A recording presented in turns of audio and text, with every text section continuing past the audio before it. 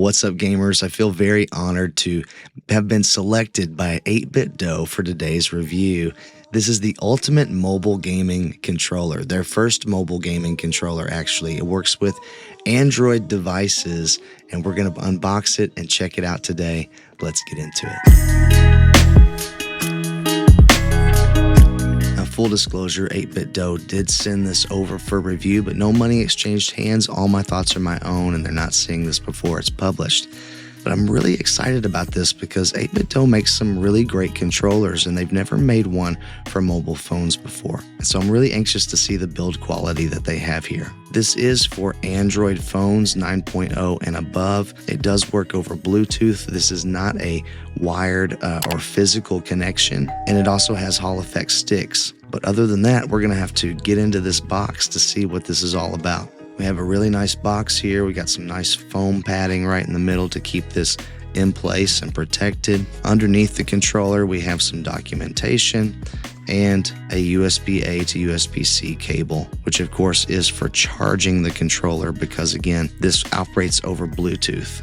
So it does have a battery inside the controller that will have to be recharged. But here it is. It's got a nice Xbox style layout. Sticks feel good. Full-size sticks. Looks like they have a metal shaft there in the middle. We have analog triggers. I wish they hadn't done that. Those are very loud bumpers. Very loud bumpers. The triggers feel really great though. The D-pad has a nice little click to it. First impressions are that it feels a little bit loosey-goosey in there. I wish it was a little bit of a tighter fit, but we'll have to see how it performs. And then on the back, you do have two programmable buttons, so that's always nice to see. The resistance on the spring feels really good. Rattles a little bit though. It does feel really nice though. It's very strong. Now, I'm an iPhone user and I didn't have an Android device, so thankfully somebody donated their old Android phone for me to test this out today. This is a Google Pixel 4a, so not like the strongest or newest Android phone by any means, but it should work with this controller. Connected really, really fast, so that's really nice to see. As we're loading up the game here, I just want to say, like, all of these buttons feel really nice. The face buttons feel really nice. They're a nice bigger size, and they have, in my opinion, just the right amount of travel distance and resistance. And all of the buttons are fairly quiet. Even these other special buttons like the home key and the plus and minus keys. The programmable buttons in the back are a little bit loud, but not anywhere near as bad as these bumpers. So in a future iteration, I would just like to see quieter bumpers and programmable buttons. But here we go, jumping into a match of Star Wars Hunters.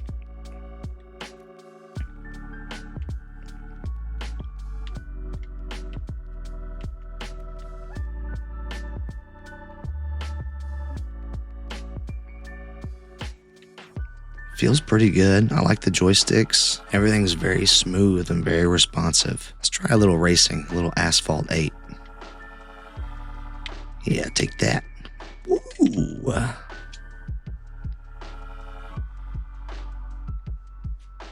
Come on, come on, come on, come on, come on, come on. Yes. Yeah, racing feels really good too.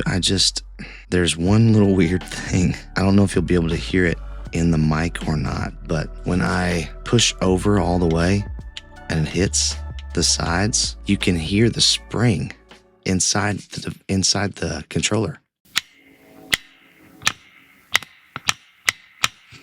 Again, it just has like this reverberation, like this little rattle reverb to it. In a noisier room, you're not going to hear that, but definitely in a quiet room, you're going to notice that. So I did try to connect this to Call of Duty Mobile, and you should be able to do that. If you go to settings and then down to controller and then to settings under controller, it has a checkbox here, enable controller support. And once you check that, you should be able to connect your controller. In fact, there's a connect button right there, and it says connecting. Please pair your controller with your device via Bluetooth, which I've already done, but it's not allowing me to connect. No matter what button I push, it doesn't want to connect. So I don't know what that's about, That is pretty unfortunate because the controller's definitely connected to my phone right now. But I know a lot of people are interested in Call of Duty Mobile, and so I want to make sure that I checked that out for you. However, this is Bloodstrike, and I've never played this game before, but it seems to work pretty well. And it recognized the controller immediately with absolutely no issue.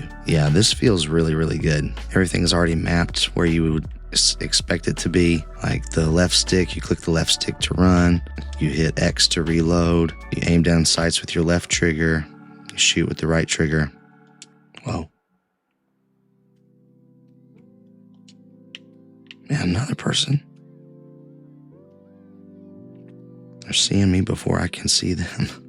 How do you get health in this game? Push B to slide, A to jump. Yeah, I don't know how popular this game is. Like I said, I've never played it before, but it's a lot like Call of Duty Mobile, and the controls are working fantastic with it. You push the up arrow to heal. Okay, don't go that way. Whoop, whoop, whoop, whoop, whoop. Oh no, gotcha. Gotten 5 eliminations. Can you drive stuff in this game? You can drive stuff in the game. I'm gonna die by the storm. I need to get out of here. Whoa, let's keep going. Yeah, I have to say I'm pretty impressed with this controller. It's not like, I don't know that I would have called it the ultimate mobile gaming controller, because there's really nothing like new or special or unique about it, but it is a really solid controller. Did I just win? Oh man. Since it was my first time, I was probably just playing against a bunch of bots, but the controller definitely helped. So there you go. If you're having trouble winning at Bloodstrike, get you an 8BitDo Ultimate Gaming Controller. I also want to say that even though the spring does have a slight rattle to it, this thing is in here. The phone's in here. Like, it's not going to jostle out of this device. It's in here very, very, very, very securely. So you definitely don't have to worry about that. I think that this is a really excellent first outing for 8BitDo in the mobile gaming controller market. It may not be super unique by today's standards, but it's very comfortable to hold. It has great sticks. It has great face buttons. The springs are nice and tight on your phone, and I didn't perceive any noticeable latency of any kind while I was playing these games. So all in all, I would give this 2 thumbs up. The 8BitDo Ultimate Gaming Controller for Android only.